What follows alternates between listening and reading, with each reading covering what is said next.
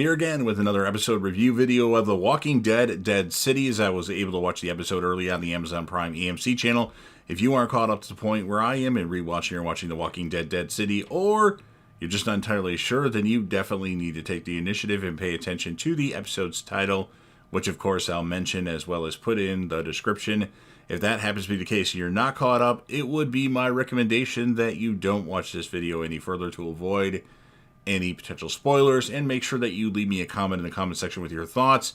Smash the like button and subscribe to the channel. This will be The Walking Dead Dead City Season 1, Episode 2. The title of this episode is called Who's There? And this will be my review, reaction, recap, and discussion after just finishing watching the episode. We start off with the lady from the previous episode that was in the dark and then I think lit a match. And she has the bag that Negan and Maggie have. I don't know whose bag it specifically was, if it was Negan or Maggie's, but she has the bag that they want. And Negan and Maggie have to climb a ladder to go after her. And then she ends up ziplining to another building and says that for them to come. Like motions for them to come. And Maggie has a bit of... So Negan is able to zipline to the other building just fine. And Maggie has a little bit of trouble trying to get across. She eventually does, but Negan has to come on, Maggie, you can do it. And then, okay, now we have the intro, and I must say, after a week, I do really like the new intro for The Walking Dead Dead City. I guess I kind of wanted the old theme, but this is actually better for this show, because this show is really good. And then we touch base in the new Hilltop. Ginny is introduced, and they mention that she's from the Oceanside area. And then the pigeon lady, as Negan calls her, gives Negan a little food, like a trade. And they want her to take them to the building with Smoke. But she gives the vibe of hell freaking no, Negan says. So she takes them to her people, and we find out that her name is Esther. And Negan and Maggie are pretty sure that they're not associated with the Croat. Maggie tells them that they were on their way to Canada, and then their boat washed ashore here, and they're just trying to get some supplies and stuff to go back there. And then one of the members of this group says bullshit, and it was Tommaso. And back at the new Hilltop, Ginny is told that if she needs anything to come find the lady that brought her to the new Hilltop. And then we have a flashback of Maggie talking to Herschel in the same room. He's like drawing pictures and a little upset and irritated with Maggie, it seems.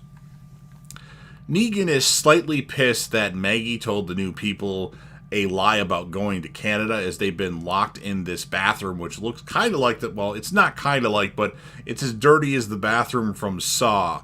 Various Saw movies. Not quite that dirty, but kind of, sort of gives me that vibe. And then Negan goes into details about the Croat. He talks about the Croat going through some shit when the world turned to shit. And then Negan talks about taking him in. Negan says he was only a monster when he had to be, when he had to put on a show. And the Croat was the torturer of the saviors. Negan wanted he tells a story about wanting a drifter that was at the kingdom that they found to be, let go, leave them alone. But the Croat thought differently, and this person was just a kid, essentially. And then he talks about blowing off the Croat's ear, and he hasn't heard from him since, until now, of course. And then we go to Marshall Armstrong. There's various scenes with him trying to get his gun, but he can't because there's walkers around, including the one Marshall that he shot. He's now turned, and he keeps looking at the piece of paper with the address on it. I'm not sure what significance that piece of paper has, but I'm sure it's a relative or something like that. So he breaks into a room in an apartment building. He doesn't actually kick the door down. He just kind of goes through a portion of the door. And then whoever apartment it is, I'm guessing recently just shot and killed himself, as the body doesn't look decayed or anything like that. So Marshall Armstrong puts a blanket over the body. Walkers are now trying to get into the apartment through the hole in the door. And Marshall Armstrong goes out the window and then gets into a trap where it raises him up in the air and he's kind of stuck there.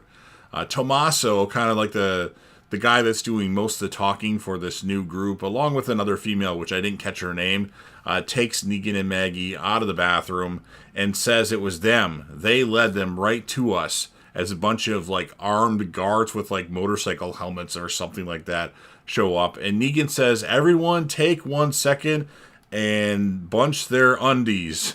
Negan and his dialogue is great. So Negan ends up grabbing this Tommaso character, and he's been sharpening something while they've been in the bathroom, and he could easily, slit his jugular, but I'm not going to do that. And then he lets him go, and then the people with the motorcycle helmets are there, and they've got like saws on their helmets and stuff like that. They're pretty brutal, or that might be later in the episode that the Croat has. But I'll get to that later. So one of the troopers with the helmet on ends up capturing Esther, and then eventually stabs her in the stomach, like really bad. And Tommaso has to actually put down Esther, so she is dead. We meet her, and then she's dead. That happens a lot in The Walking Dead, and Negan was very upset by this action because Esther tried to help them and gave Negan some food. So Maggie, I think, is starting to realize, like, Negan is really good guy sometimes. It's just when he has to be bad, he has to be bad. And then, so Negan takes this guy with the helmet on and rams the guy's head through a window 3 different times and says, knock, knock. Easy there, neckbeard, as there's a guy with like a neckbeard. And he's also got a rat tail, so a neckbeard and a rat tail. And then he tells like a joke, you better get your umbrellas because it's about to goddamn rain. And he ends up slitting the man's throat, and blood goes all over the place because he's from above and blood's going all the way down below. And then he stabs and gets him in the stomach, and there's blood coming out of that as well. And then says, if I see one of you, it won't be a thunderstorm. It'll be a goddamn hurricane. And then Negan tells Maggie, we gotta go. And then we're back to the new hilltop, as it appears that Ginny is leaving the new hilltop as she's getting on a moped, but we don't actually see what happens after she kind of stands by it. So maybe she's deciding that she wants to stay there. Guess we'll find out more in the next episode. And then Negan is taking glass out of his hand. And then there's this new group with Negan and Maggie are just kind of all sitting around. And then one of the Tommaso and the head lady, it seems, say, thanks for your help, like directed towards Negan, because Maggie really didn't do anything other than, step on somebody that was already down in the neck. And then says that you got on the island, but you won't get off. And then Maggie says the Croat is the real reason they're here. And she says that he has my son. And then the group says they can help Negan and Maggie get to the Croat if they're looking to die.